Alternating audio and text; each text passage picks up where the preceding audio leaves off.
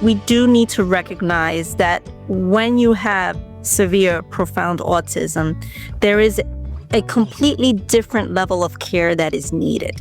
There is different services that are needed, and even boundaries are put up for us that we can't cross because of it, So I have found myself saying it more and more, not because I want to put a label on my child, but that's the only way I can get people to understand that it's not your, I don't know if this is correct, but it's not your TV inspired. Yeah, the quirky like Sheldon on Big Bang. It's not cute, right? Like he's not counting toothpicks like Rain Man. Yes, and that of course doesn't make it any less, but it's not the same. It's just not.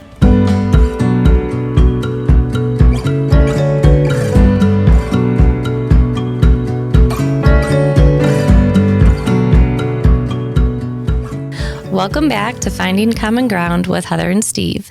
Today we have Alexandra Fernandez with us, and she is a mom, and she has quite the story of all of her children, but specifically we're going to concentrate on her twins. They just recently turned 10. Steve, how did you meet her? I'm going to let Alexandra get into that in a bit. The first time I met Alexandra was literally 2 days ago in the front lobby of the New Hartford Library. And I had never met her husband, Angel, at all. And I was so thrilled. And she took a leap of faith because think about it. I'm reaching out to her via social media. She doesn't know who I am. She's coming to a strange town, to a library, 3+ hours away. And your leap of faith came, and I was so impressed with you and your husband, and your story and your demeanor and the hardiness of driving 3+ hours each way really is commendable. So, Alexandra, you could probably fill in a little bit around that. No, definitely. First of all, thank you so much for having me. To have the opportunity to just be able to tell our story is not one that many have. I think in the little bit of conversation we've had over the last 2-3 days, the one thing I think we can all agree on is this can be very isolating sometimes, and you feel like it's your journey to battle alone. So, the most that I've ever done besides, advocating for my children for directly within their school district or things like that, I just read a lot of these online stories of other families. So, through Facebook, where you just read stories, whether they're, stories of the past, stories of the present, stories of people's fears of the future. You just are always reading. So just so happen, with everything that I have going on, I think we can all relate to those, I call it rabbit hole researches we do. Yeah, right. Yep, totally get it. Yep. So in doing all that, I came across a post from Steve where he was saying, I'm looking for families who want to tell their story. We have this listening tour pilot that we're going to be doing, and it's on this date in Utica, families from certain counties around Utica. My county wasn't on there, but I took a chance, and I messaged Steve privately, and I said, I'm from Dutchess County, but this is a little tidbit of my story. I have twins. They're 10 years old, profound autism. Right now they are currently at the Center for Discovery Specialty Hospital. But I'm really interested in what you posted, and can I be a part of it? And he answered me right away. That never that happens. Like Usually Steve. you reach out to that people. Sounds like Steve, but I get it. Yep. I'll be honest with you. When you reach out to people, not always do you get an answer back, and for many reasons. People are busy, life, and he was just so inviting, and he said, sure. It was just, sure, here, this is what we're doing. Let's talk tomorrow. We spoke about maybe a day later. We had a quick talk, and that's how it happened. Just like that. There, So I think the pieces just fell together, and it was such a wonderful experience. And we all felt heard on that day. It was just families from all different perspectives with all different stories, but yet we all had the common ground of we want the best possible outcomes and lives for our children, our families, our loved ones. And that's what brought us together. And so that's it. That's basically how I met Steve, And it's really a cool concept because in New York, we have the Office for People with Developmental Disabilities. The acronym is OPWDD. Sometimes I just say OPW, OP. I like it. It's not it's a mouthful. But for people listening outside of the state, for a reference, we have a commissioner of this office, and she's appointed by the governor of New York, and her job is to provide supports and services to about 135,000 people in New York State. We know there's actually a lot more people who could qualify, but right now that's right where the number is. And she's brand new. She was an acting commissioner for a little while. The last one had gone out. She was having babies, and she went out. And the Willow Baer was the acting commissioner for a little while, and then for about 2 weeks, she's been the commissioner. She went through the whole process and formally has the title. And she started her tenure with a bang. I feel like, she came out of the gate ready to really hear families.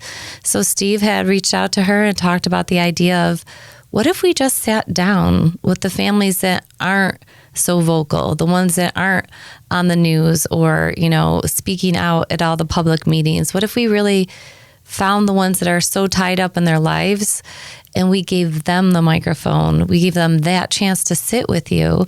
And that's how he did it. And you're right, he found these different people with different stories from different areas around his county. And then you all got together at this library, and the commissioner came. And then, Steve, who else was there? 3 members of her management team for the strategic planning team. They were just finishing up 2024 to 2027 planning, and they're working on a new one, 2027 to 2030, which is nice. And what is really nice is the fact that they were there taking notes. They hardly said anything, but they were taking notes, because I think for the first time you're going to see families involved in that strategic plan up front and center. Right, because I don't know if you feel this way, Alex, but I get like some kind of feeling when they publish a new policy or regulation. They'll say an ADM comes out, and that means we changed something. Here you go. Do you have any comments that you want to make? And then they open it up for public comment. And I always think, I would have really loved to make a comment before you changed the rule or made the rule. I would like to be part of the conversation. So this was an opportunity to sit with the people who write the plan. That's amazing. That is so cool. I agree with that on so many levels. I think I've said to, I don't know how many people along the way in life, I've always said to people, before any policy, new regulation, anything of that sort is passed, why aren't the families, the loved ones of those walking this, actually doing this day to day? Why don't they have input? Why aren't we in the room? If you really want to know how we can change things and how you can help and how we can make things better, have us in the room. Have us in the room. We're living it, right? We can give you an idea before you roll it out. Oh, that's not going to work. Or, that is definitely not the way to go about that. You're going to alienate half the families. We can see it before it happens, but we can't stop it because it's already in motion. And that's a really, we already have to juggle a lot, right? So if you think there's, how many regions are there, Steve? 5 or 6? 5. 5. So if 8 families from each region, that's like 40 families. You're one of 40 that had Willow Baer's ear. So why don't, our audience wasn't there. Why don't you guys just kind of set the stage? What was it like? Was it like separated? Like when you go to those strategic meetings, guys, they're like they're at a table, it's up higher, they're sitting there and you're in the audience, and, like it's very separate. It's not an intimate setting at all when you have the formal meetings. I'm just wondering how this one compared. Go ahead, Alexandra. So, I mean, it actually felt like we were all sitting down at a dining room table. I mean, that's the best way I can describe it. It was tables set up with chairs, and we're all sitting around each other like if, we're a family that maybe hasn't seen each other in a little while, and let's sit down and catch each other up. That's the exact vibe that it had. It did not feel like the commissioner of OPWDD is in the room. Right. And the person who and reports to the governor. Yeah, I mean, no. She is like the top. So, Yes, yeah. it didn't feel that way at all. I mean, I had 3 hours on the drive up. So, of course, be like, oh my gosh, we're going to be sitting in a room with these officials and, all these things. And I want to make sure I don't say the wrong thing. I don't want to offend anyone, but I want to make sure that we say all of those things. And she started talking first. And from the minute she started talking, I think she put everyone in the room at ease, because she said, this is a conversation. We are here because we want to hear your stories so we can make things better. And I feel like at that point, at least if I'm speaking for myself, I felt, okay, we can just talk. We don't have to be angry and yell, right? Because I think the hard part for Willow and other people who've been in her position is that families have had bad things happen. The worst case scenario has happened repeatedly, and they carry that with them. And sometimes when you're sitting across the table from someone, you blame them, even though she's just brand new. Like, we know it's not actually Willow's fault, guys, right? Like, she's just stepping into this mess, and I'm going to call it a mess. But that was really gracious of her. That was really humble to start the meeting in that way. So for our audience, why don't you bring us back to, you have an 18-year-old, and then, so they're around 3rd grade, 4th grade maybe. You have twins. When did you realize that maybe something was different with the development of the twins? Because you had that 18-year-old. So you weren't a brand new mom. You kind of had perspective. Yes. So my twins I was very lucky. I had a full-term pregnancy. It was a planned C-section, but it was a planned C-section because, one, they were that big. They were that big already. And they were born Matthew and Nathaniel are their names, first of all. And Matthew was born 6.4 pounds. Nathaniel was born 6.1. Like and I'm so lucky and blessed because no NICU time. They came home with me, and from then on, everything was normal in the sense that every milestone, no major health issues, nothing of the sort that would have ever raised any flags of concern. Mama, dada, ball, hi, bye, all of it, walking, crawling, sitting up, eating. There was nothing, absolutely nothing to make me feel something's not right. Around 13 to 14 months, they did start having a lot of ear infections. And around that time is when we actually noticed that things took a little bit of a standstill. There wasn't a progression happening. And back then, the pediatrician we had, she thought that maybe that was due to all of the ear infections. So many ear infections, that's probably what's happening. But it then became where there wasn't a mama or a dad coming out, things they already had learned. That stopped. Eye contact kind of diminished. Acknowledgement of each other, even Matthew and Nathaniel, that also stopped. So there were those things. So somewhere around late 14 months, 15 months, I decided to get in touch with EI, early intervention, and have them evaluated. At the same time that was happening, my pediatrician suggested maybe putting tubes in their ears to see if that would help. That was all happening all around the same time. EI came out, and they barely qualified for services because they were walking and they were doing still things that were age appropriate. Right. But It is hard. It's hard to qualify at that point because they don't expect a whole lot, at 15 months old. So yeah, they don't. So, but because I have to say I was very lucky. Unfortunately I don't remember their names, but the people that did come out, they actually listened to me, where I was telling them, this is not this. They were fine. There was nothing. And this has happened all of a sudden. I want to make sure that if this is something that we can redirect it back on track, that we can do that. Anyways, EI services started in the home.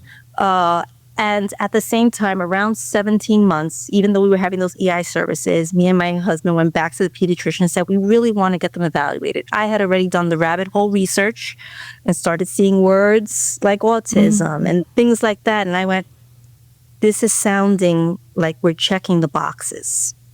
And it was basically just me feeling that way and me saying, something's not right here. Something's not right. I don't think this is ear infections causing delays.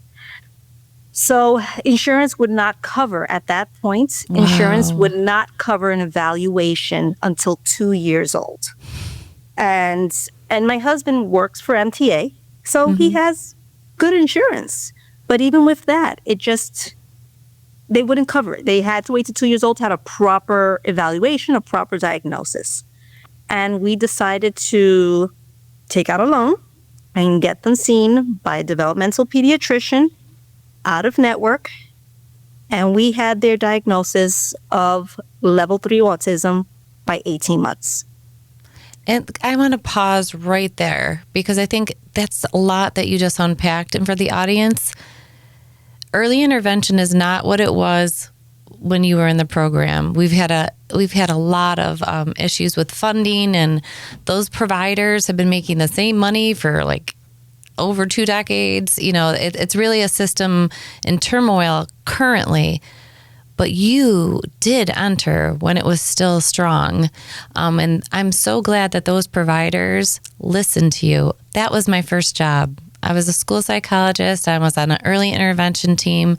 And I just think of all the families I interacted with, and you trusted your instincts, even though the doctor tried to explain it away, even though the insurance company put up a roadblock for you.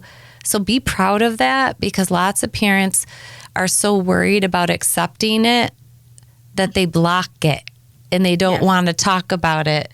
So I just want to say that part out loud. And all the parents that are listening, try to think back when you were like, that doesn't seem right. That feels wrong. That makes my heart beat faster. That gives me that weird feeling in my stomach. Like, why are they doing that? My daughter used to say mama and go, go. And when it stopped, it was like someone stole it from us. Like, it was like a really horrible feeling. I wanted it back. I wanted to make her okay. And I don't know if you had that feeling, like, I need to fix this. I need to cure this. I need to, because I think it's natural. You said the right words. Yeah, you definitely just said the right words there. I need to make this okay. I need to make this okay. And it's not, I think if we're being honest, you're not only trying to make it okay for them. I don't know if it's selfish, but at the same time, you're trying to make it okay for yourself. You have to make sure that, yes, your children are okay, but you also want to make it okay for what you pictured, how you pictured it was going to be, and I think as humans, we do, we have expectations and we picture what it's going to be like. We compare to other stories and what we see, and we build our whole dreams around that. So the minute you get a roadblock or a hiccup or something, you're like, wait, I have to fix this because I have to make this okay. So yes, we want to make it okay for our kids, but we're also trying to make it okay so that we can fit into that overall picture and just have things go smoothly. And that's not always the case. Right. And we want our family to feel like a family and do normal family things. I mean, Yes. I joke around, and the audience knows I have 4 kids. They have different kinds of disabilities, different levels of need. And I've kind of thrown out the idea that we're ever going to do things the way the typical family does them. We are going to have to approach it different, and I have to just accept it. And I used to be really a planner. I mean, I got through college in 3 years. I was a straight A student. I had lists. I was organized. I am no longer that person, and it's okay. I've accepted it. But we shift and we evolve, and we have to pivot when our kids don't follow that normal trajectory. You had mentioned that your oldest is 18 and going to college. And I think this is a good bridge to get into other conversations. But I know that when my daughter Devin turned 16 and I had to renew my license, so I was at the DMV and all the kids she went to school with were there getting their license. And I knew my daughter wasn't going to be filling out that application and taking her road test, even though I had totally accepted that. Like, I felt like, of course, yep, that's not, going to be part of her story. At the DMV, I feel a tear roll down my cheek, drip onto my shirt. And I was like, don't do this. Like, do not cry in the middle of the DMV, but sometimes those moments are just, they hit you. Like, and you're just like, I want her to take her road test, and I want her to get a license. I want her to apply to a college and do all the things I pictured for her. But we have to, as parents, say, but what do they need right now, and how can I get it? And I can tell you're that kind of mom too. Like, all right, they're not going to go to the DMV today, but what can we do today? So when you get through early intervention, they start school, they're still doing some of the things that typical kids are doing, maybe around that time. Did they end up having to go into special ed, have an IEP? Like, do you remember kind of the flow of how you got to where you are now? I say our family, and I say this because, of course, like I said, in reading other stories, I actually know also how lucky we are. And I know that probably sounds like it doesn't make sense to say how lucky we are, but it is true. I am fully aware of how lucky I was to receive the EI services that our children received, how we received them in the home. I also, very quickly after in-home services of EI started, we were able to get them around the age of 2.5, into a day school program under EI services. And they started that at the Martha Lawrence School here in the town of Poughkeepsie. And they started to receive. They got on the bus and they would go and they would get their speech and they would get their PT, their OT, special education, of course, all around that, and they were going to school. And it was a half-day program, but they were receiving all of that. And very quickly, by the time, right before they turned 5, when it was time to transfer them over into regular school, the care manager that I had, the coordinator that we had, she really took us by the hand as a family and said, okay, this is the paperwork you need. This is the next step. It's now time to sign you up for front door. The teachers at the Martha Lawrence School said, yes, this school is good, but your boys need more. We're going to help you get to the next step. And there's a school in Kingston called the Center for Spectrum Services. And they're a phenomenal program. We've been blessed. And they helped us to get into that, help my boys get into that program. That's amazing. You know how many parents are just like, Steve knows like how many meetings they go to fighting to get the kids what they need. I truly believe maybe it was timing, circumstances, environment. There was so many factors here, but I truly am very aware that in this particular case, we were very lucky. If maybe I had waited till they were 2 years old to get that diagnosis, our story might have been very different. So, and not everyone can do what we did, but my point is that we were very lucky. But even with all of that, It's not that it's been easy, not at all, because I'm fighting for two at the same time. I always need two of everything. I need, every single time. I'm not in there fighting for what? I'm fighting for two spots, two this, two that. The Wappinger Falls Central School District, I did tell Steve, I've heard horror stories, but they have been phenomenal.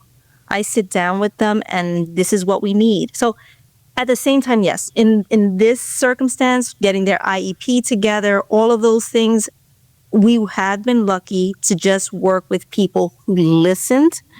I think that's the key here. They listened to what we needed and they were willing to meet us. And I'm not saying I didn't have to compromise things, of course, but the big picture, they were willing to work with us. So we were lucky to have all the services we need for them within the district setting.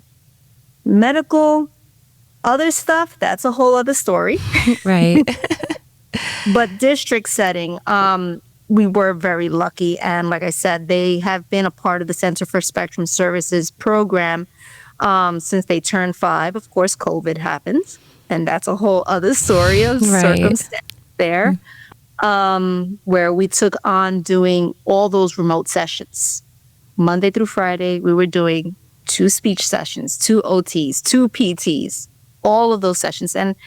And we learned so much because of that. I think, and even in how we handle our children in terms of structure in the household and implementing those sensory items that would help them regulate, it really did help in being able to partner even more hand in hand. It was no longer us putting our children on the bus and sending them off to school. It was now us doing the work with the teacher on the screen.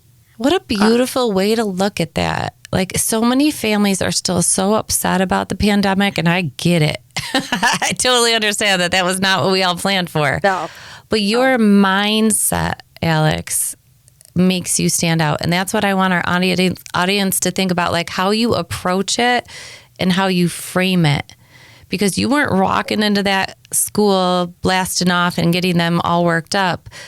You keep saying, I'm fortunate, I'm blessed. They were listening. And part of that was your approach. I mean, I want you to give yourself a little bit of credit and think about what's one piece of advice you could give another parent who's in a similar situation that they don't feel like they're being heard. I mean, do you have any strategies or tips that you think could help? When you're living this life is a lot of feeling. You live it feeling everything, you feel, and it's very easy, and I'm not saying this just to say this, it's the truth. It's very easy to feel only the negatives, because that is the most that you're going through. You're going through letdowns and negatives and just feeling upset and sad and feel like you're fighting. And when you're coming from that feeling of always feeling down and out, well, yes, it can be easy just to dwell on that. And I think that every time I sat down with anyone, whether it be a therapist, someone from the district, a teacher, whoever it was, I always came from facts, because I'm not going to get anywhere on feeling alone. We've got to deal with the reality of facts. So the reality is, I know what my children need. What is it that you can do right now? What is the fact? Okay, that's all you can do, or is there more we can do?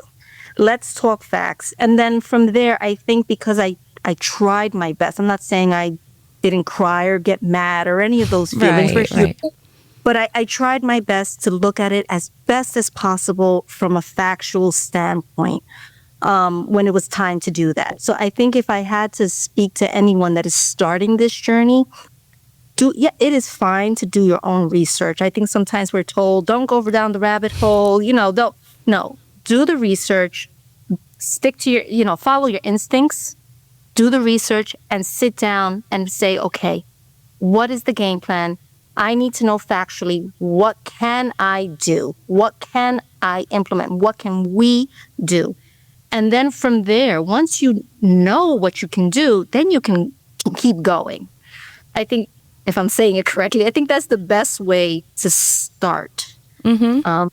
Because if you get yourself revved up on social media and people are like, you go in there and you tell them you're getting a lawyer and you ask for the fair hearing, because people are like, they are ready to rock. You know, like they want to really hurt somebody at that point. They are so angry. And if you absorb that and you walk into that room with that kind of energy, they're like, psh, they put their guard up because they're like, this person is trying to hurt us. You know, like they're trying to make us look bad. They're trying to get us in trouble. And I have to agree. It's starting from that polite, you know, I have some facts. Or is this how you see things? You know, asking those kind of questions and acting really curious. Instead of saying, I don't like that you do that with my daughter, you say something like, I'm curious, why do you approach them that way? Like, is there are you doing something specific? Is that something you think I should do at home? And sometimes just saying it in a really nice way, the teacher can say, no, that was a bad moment and that was not the way to approach that. And you let them put their guard down. So at what point did that setting that you felt very fortunate to be in no longer work and you had to shift again? It sounds like they've moved to now a different setting. So over the years, to deal with all types of behaviors and, you know, and the daily reality of life, you know, where you don't know sometimes why your child is feeling what they're feeling or why they're doing what they're doing, why they're hurting themselves, you know, what's happening, especially when they can't express to you anything. You know, you're relying just on your instincts and nothing else to try to figure out what their needs and wants are. And most of the time, I truly felt it was due to discomfort. Something medical is going on. And when I say we have traveled everywhere for every specialist you can imagine. We are so similar. To try to figure out what is the reason. I mean, it's 3 hours, 2 hours, you know, here we go, you know, pack up the whole house with you and here we go. We're going to tackle the road, you know, type of thing. Just to get there and get no answers or be told, this is it. This is how it's going to be. You know, almost says there's nothing else or this is normal. Right. Oh lower your expectations. I had one specialist tell me that. Just lower your expectations. And I was like, wow, new doctor is needed. I was like, you're off the list. I can't talk to somebody who can't see a better future for my daughter when they're in such turmoil. So what does, you know, people use different terms. You've used the term level 3 and you've used the term profound. It means different things to different people. So I think it would help the audience just to picture your sons. We can put a picture of them if you want on our podcast description. We don't have to, but sometimes it personalizes it and it shows them who they are. You know, there's different moments and different behaviors, but what does profound level 3 autism, what does that mean for your family? For our family, I mean, the word profound is very new. And, you know, before that, I honestly would always just say severe, which is what they had, severe autism. And little by little, I have found myself using the word profound more and more, simply because I think that we do need to recognize that when you have severe, profound autism, there is a completely different level of care that is needed.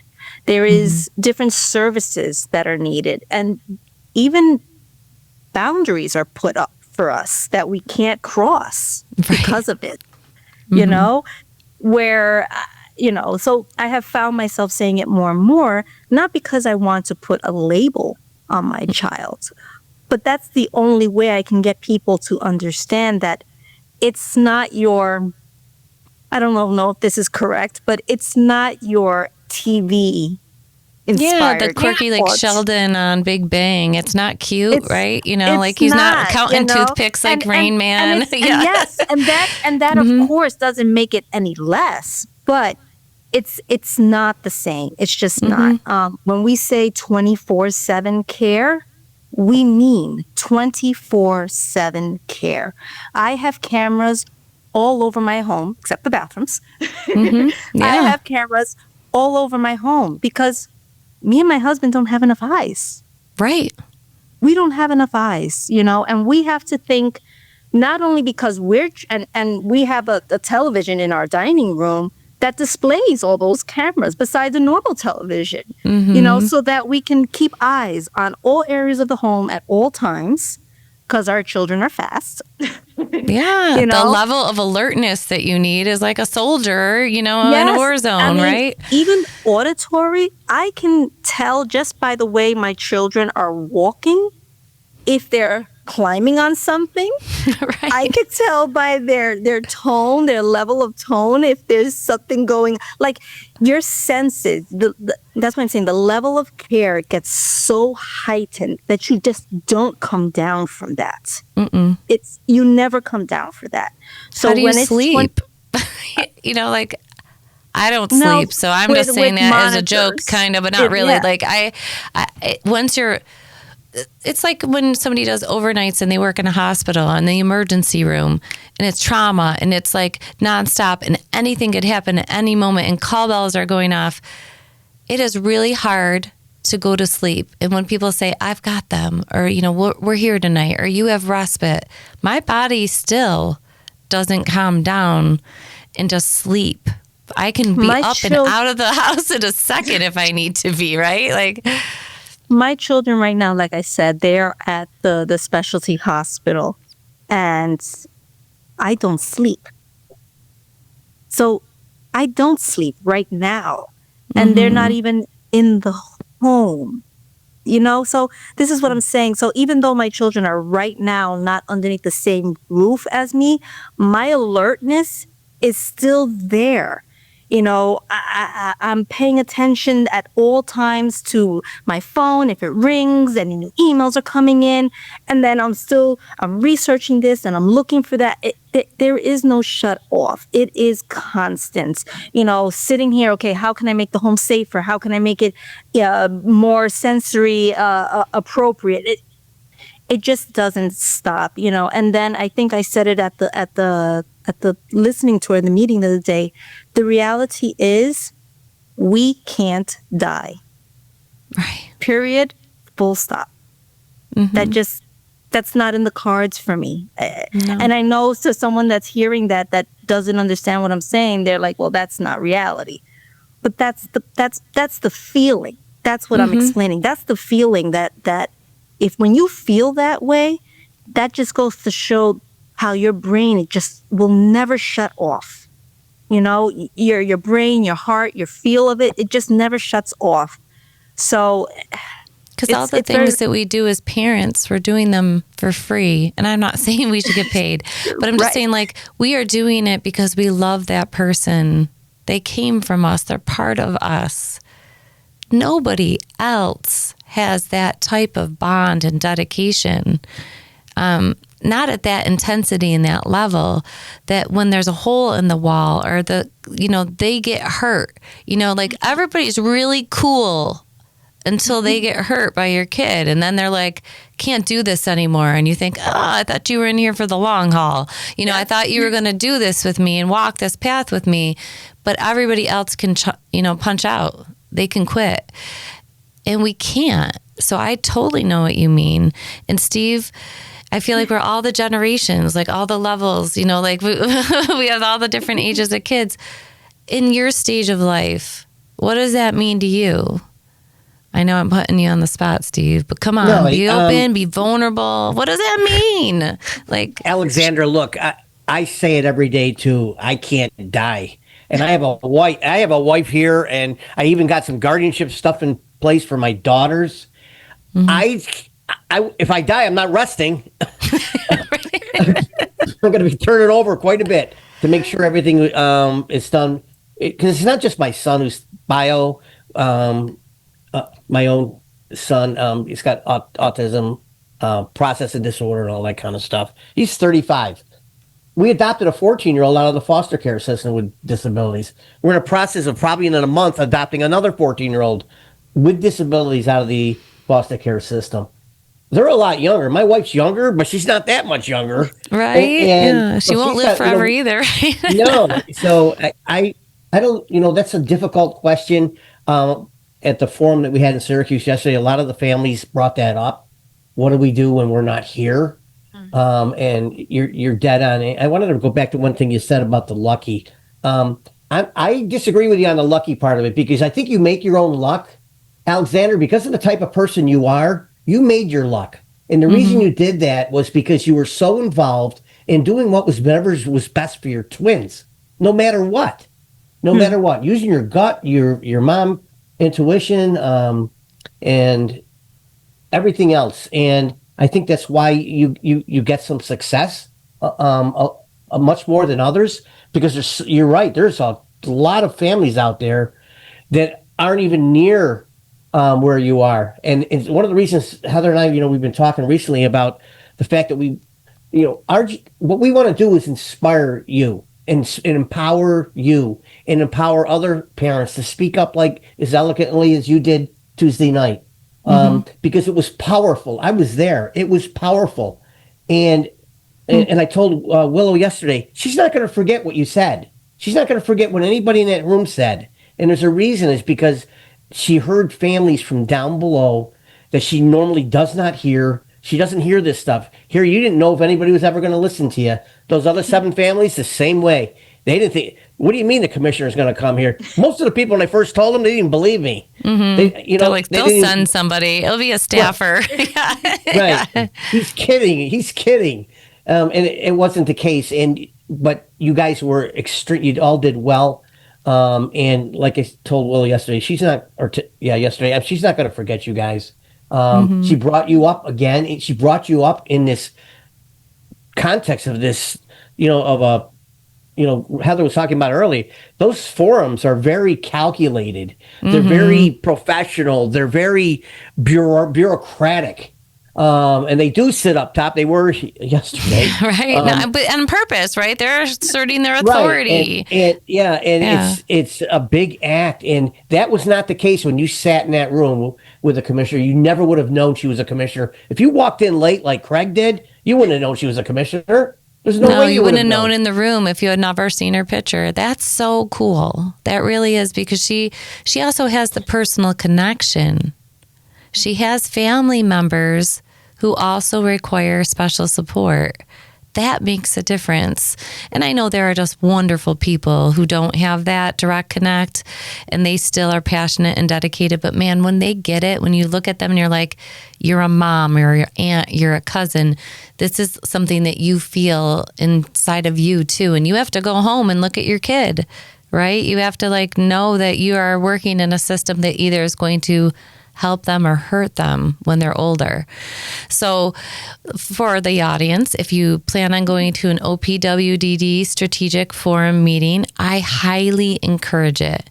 Maybe you go to a remote one, like a virtual one, and just get listen. Like Steve will go into listening mode and he's just reading the room and seeing what people are doing and take some notes. What are they talking about?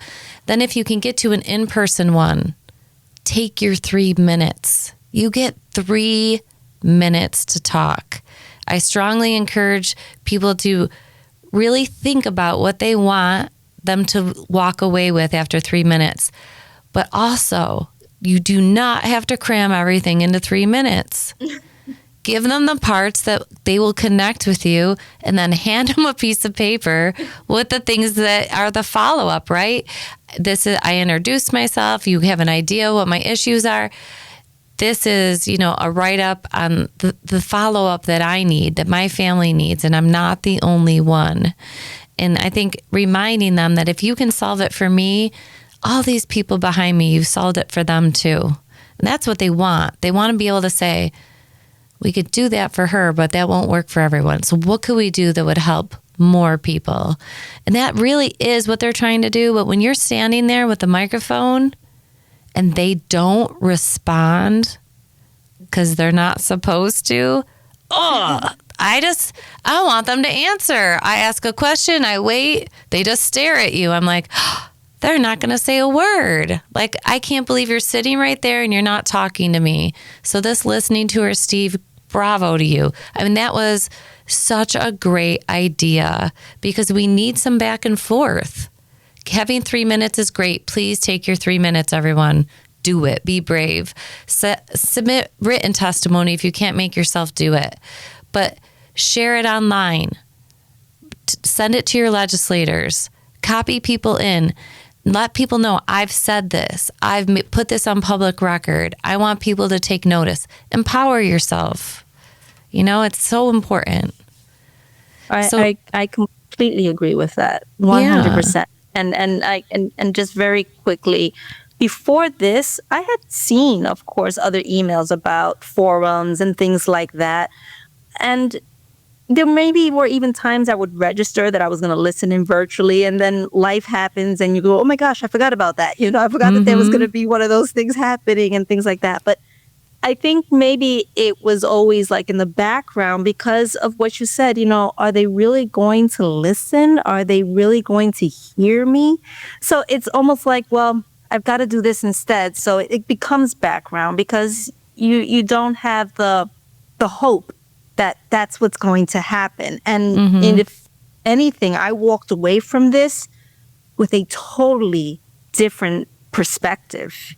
You know, there's something that my mom told me when I was a child, and I thought, Mom is talking because she's talking, you know, we always know, gosh, she doesn't know what she's saying. I know more. But she always said to me, you know, with every year you put a different set of glasses on and you see things in a different way. And I think in my world, in my life, in our world, it's actually every moment it's adjusting.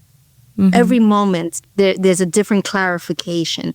And that day, you know, that was one of those moments for me where I went in, and even though how Steve had outlined it to me, I fully understand what he was saying was going to happen, there was still a part of me that I was like, okay, let's see what happens here, you know, let's see what really happens. And I walked away with a different set of glasses on, seeing things much, much clearer that, wait, there is hope. There are people that are going to hear us. And if there's more of us, then we keep chipping away until everyone is hearing us. And I think that's why you're right. You know, we have to take those minutes. We have to take that moment. And even if you just get up there and you think that didn't go well, all those other parents in the room, they are feeling it too. They are so grateful you just said the things that you said, because not everyone can do it. I get it. I really do. I used to be so shy. I don't know what happened, but it's like when you're talking for someone else, you know, all my kids have different support needs, but Devin is non-speaking. I'm quite literally her voice. So yes. I know now she has different ways to communicate and share things with me, and I love it. And I feel like I'm like really getting to know her, you know, like on a different level now. But I still have to be her guardian. I still have to take my 3 minutes. And it's hard if you're not used to that. So why don't you just take a few minutes and tell us, what did you say to Willow? I mean, I know we've talked about a lot of things, but like, what were your hot ticket items, your pain points that you wanted to make sure that she knew before she walked away? Because you got in that car and you drove and drove and drove because you knew you had to say it, you know? So what did you say? Because this is your chance to say it again. You know, more people will hear it. So initially, you know, I was trying to figure out what to say, you know, of course, because this was my chance to tell my story. And it wasn't that I didn't go in there and tell my story. I did. I spoke about Matthew. I spoke about Nathaniel. I spoke about, you know, a little bit about where they're at, you know, not only physically where they're at right now, but also where they're at in their life and their timeline right now. But then I said to myself, I also want to talk about what we need. If I'm going to have this moment to talk, yes, I want people to know my story, but I also want them to know what would actually make a difference. So I did very brief personal story, and I figured I'll give more of our story on paper, like what you said a little while ago. Give a little follow-up. You don't have to paper. fit it all in that 3 minutes. Yep, exactly. Yeah. So what I went in there and I said, because what we most want is for our children to be with us as long as possible. The idea of having them have to stay somewhere long-term in the future is not something I'm ready for yet. I'm not there. But what could we have right now that would make the most impact? So I spoke a little bit about, I went even as detailed as talking about potty training, having programs that really help with potty training. Maybe that seems like something small to talk about. It's not. It's such a big deal. Yeah. I mean, wearing pull-ups when you're an adult is a big deal, right? I get it. And it prevents and it stops my children from being able to take part in community classes and so many other things, that I know my children would do well in, but I can't because something like that, and so I spoke about having real potty training programs where you have the real help, not a worksheet that they hand and try these steps. No.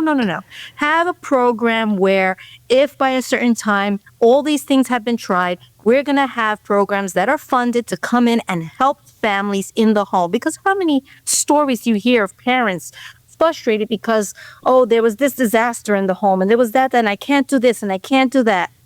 That's hard on a daily basis. It can take a toll on someone. Think about how much you helped that family if you can help them with that. And how much money they save, if I'm being honest, because my daughter, the prescription that we have for pull-ups and, all those, my gosh, I can't imagine what they're paying those vendors, because we also know that that's a crazy system. Well, you could get one. You could get one, but I agree with you. I agree with and I hope families hear me say that you can, if there's a medical reason that they're not they're incontinent, that they need those things, they can be covered. Now, that's a Medicaid thing. So most kids have, not most kids. Some kids have a primary insurance through their family, and then Medicaid picks up the things that their primary insurance doesn't cover. So that is one of the things it could cover when they come home. But my goodness, I would rather have the investment in the potty training. I completely agree with you. Or eating a variety of healthy foods. That is another area. And they have clinics and they have all these things, but it's not the same because you do it in that artificial clinical setting. Then you go back home and guess what? They only eat 3 things and it's still that way. We have very picky eaters at my house, and I worked early intervention. So obviously, we can't expect that strained system to do this. New York and whatever state you live in, there needs to be a more comprehensive plan. So I love that idea. So that was one of the things I spoke about. So yes, part of our story, but general, I think across the board, this could be a real solution. Even elopement, having someone come in and really help, because how many parents are so stressed out because my children can leave the home, or I can't go outside at the home with my children because they're going to run. Having someone, a behavioral therapist or whoever they feel is trained to come in and work on those skills, that's safety. Yeah, that's being able that could to be that live. Technology piece too, right? Like what supports can we have so I know if the door opens? How can I track where they are if they're not right in front of me?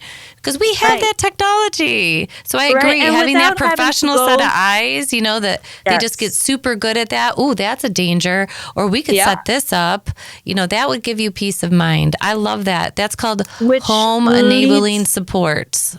Yes, so, which leads me into the next thing that I asked for.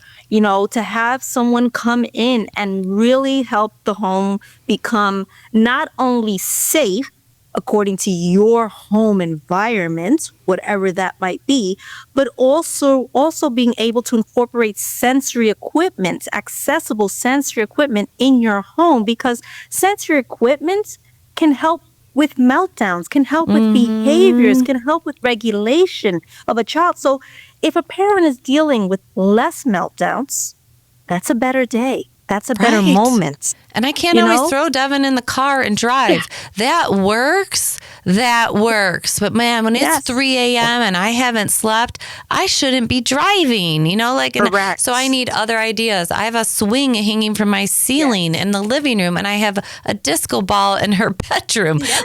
Whatever is going to work. And I'll tell you one quick story. I was at a neurologist once, and they made me wait for 2 hours once we were in the room, and we were trapped in that room, and you can't leave, and she has really bad seizures, and she was in the sink by the time that man entered the room. Her clothes were drenched. I was crying. I was like, oh my gosh, we have no clothes. It's cold outside. I don't even know what we're going to do. I'm out of food. I'm out of tricks. Her iPad is dead. This is a bad situation. And he looked at me like, get control of your child. Yes. He was just like, why is she in the sink? And I said, we ran out of options and we're going to need clothes to go home. So that's your new job. You thought you were going to come in here and give us an evaluation, but we actually need some clothes and you need to give me probably Valium. No, I'm joking. No, you say that as a joke, but it's true. I've gone into doctors' offices and said, you should have like a little candy jar of stuff to help parents, because we're just as dysregulated at certain points and our too. kids can feel it. We want to be calm. So we only have a few minutes left. So I just want to make sure that we have said all the things that you want to say, because these are great ideas. I love them. And one of out of the 5 that I gave, the next one I have to say, if I only have a few minutes, the next one I asked for was behavioral support. And what I meant by that was, when you are having a worst case scenario moment, in our case, sometimes we have 2. When they decide that they are going to hurt themselves, go after each other, that is a situation I don't wish on anyone. This is your child, So I will never see myself picking up the phone and calling 911. But there are parents that have to do that. And but when they're 10, right? When they're 6 foot tall, maybe it's a different story, right? Exactly. Yeah. So that's what I'm saying. There are parents that will have to do that. But why don't we instead incorporate something like a behavioral support crisis line, where now parents can call someone and they can, if it's over the phone, that's all they need. They can say, this is what's happening. Do you have anything that can help me? Or instead of a policeman coming to your home, let it be someone that has training in behavioral support so that can come into the home and help with that situation. Sometimes that's all that's needed, a de-escalation. Right. And you can be exhausted at that point. For 2 hours, you've been trying to keep them separated and, things are broken and you could be hurt, not because they're even trying to hurt you. I always say, I don't think Devin actually ever wants to hurt me. I just think sometimes it happens, she is motor overflow, dysregulated. So yes, because you get a cop coming in and what could they do? They could put handcuffs on your kid. They could throw them in the back of the cop car, maybe bring them to the hospital, maybe, or they could taser them. They could do a lot of things. When a police officer is nervous or a first responder, they might not have the perspective you have, and that's definitely not their kid. And you called them. In their mind, they have to do something, right? So I love that idea. My frame of thought is, if they're in a residential setting and they're having a meltdown, they're calling behavioral support, people that are trained to come in and help. Why can't we provide the same thing for families? If we can provide the same thing for families, I believe you are avoiding a lot of heartbreaking scenarios, and you're helping that family. And you might be able to help that family just set up so that they can now have more support. I think it's something to look into, because there are times where I wish I could have called someone and say, hey, we have this going on. I don't know what to do right now. It's the weekend. I can't reach out to anyone. I don't know what to do. How can I help this situation right now? And exactly, my children are young. I'm not calling the police. I'm not. It's just not going to happen, So, but I need help. So I think if we had something like that, parents wouldn't feel so alone, you know? Right. Right. No, I agree So with you. Even those having were some of another the parent things. who's gone through it, like to Yes. like that you can call and say, "Hey, what did you do when puberty hit and hormones came into the picture?" And so they're at the Center for Discovery. Can you briefly explain that, just in case people don't know what that is? Yes. So the Center for Discovery Specialty Hospital just opened up in December. The Center for Discovery is a full program on its own. They have many campuses. They provide a lot of services, day school, residential. They have a whole lot. But this hospital just opened up in December. And the whole premise, the whole mission of the hospital is to provide collaborative, innovative support for the people that, individuals that need it, children that need it. So from medical to educational to behavioral, combine all of that. It's a short-term stay, but it's transitional. It's not permanent. So your child goes in, it's through OPWDD. It is an OPWDD program. You have to have a referral through it. Your child goes in, they assess them to figure out what is going on medically, what has been going on. They go into a school program while they're there. They're getting services. They're figuring out the best possible therapies that could help them. And it works on nutrition as well. So those families that really need help to figure out how to make it work, that's what their intention is for. And then transition them with all those things that we learned back into your community, your home, and if they were going to school prior, into their school setting. That's the mission of the hospital itself. It's a very new program.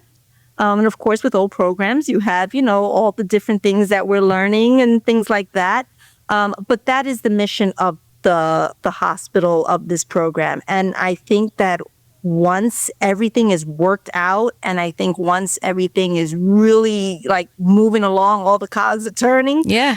I think it can make a real difference, because to have that full picture all being done together I is love what it. we need. Thank you Yeah. so much for sharing that. And we do have to wrap up, but this is what I want to put out there. I think that you had that magical moment, and I don't know if that's the right word, but that really awesome feeling that you both came here and like really accurately portrayed. Let's follow up in a couple months. Let's see what happens after she goes to different regions and talks to other families. And what's the follow-up? What does it look like? Let's hear where your boys are at 2-3 months from now. Does that sound like a good plan? Because we could talk to you forever, but we're going to lose the audience probably. It's time to go, So Yep, I get it. No worries.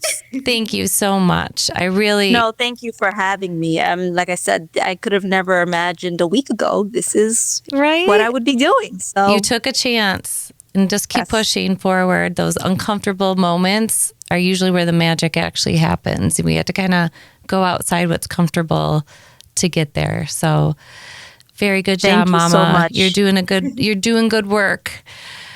Alexandra, you didn't. You probably found out a couple things quick. One, that you're not alone, and the other thing is that you do have a voice, and it was heard. And I would bet that pamphlet you gave back to Willow, I would bet anything that she read that last night, or I'm sorry, Tuesday night, and it's probably why she brought it up Wednesday at the other forum. And I would bet that you are going to get follow up. And there is some, there's some things happening with the follow up. The commissioner was kind enough to assign several of her staff to me. We have been meeting every week, and it's to go through some of the logistics of going forward with this listening tour, but also the logistics of the one we had, but also what do we do in the future? Right. Follow up and all that stuff. We are going down those roads. We're going to have follow up, and I'm going to make sure. The commissioner wasn't the only one taking notes. I was. And Right. other notes I say behind the scenes, but I will follow up too to make sure Right. that We have your to. story will resonate in front of the people that it needed to be. And like I said, I told Heather, I've been doing this a long time, and it's probably one of the top 1 or 2 things I've ever done in advocacy that I really thought that the voices of the families got heard, truly heard. yes. And you were heard. So know that. And thank you for coming on. No, thank you so much for having me. Like I said, this was a true honor, and I appreciate that. And it does help to not feel isolated. It does. So thank you. Good. I'm thanking both of you, because this is definitely a great episode, and we will meet again and we'll catch up. So have a great day, everybody. Until next time. Continue the conversation by joining our Facebook group. If you're a fan of the show, please join our supporters club. Subscribe on YouTube, rate and review on your favorite listening app, but most of all, share it with your friends. Just one more click or comment can make a huge difference and help us to continue finding common ground.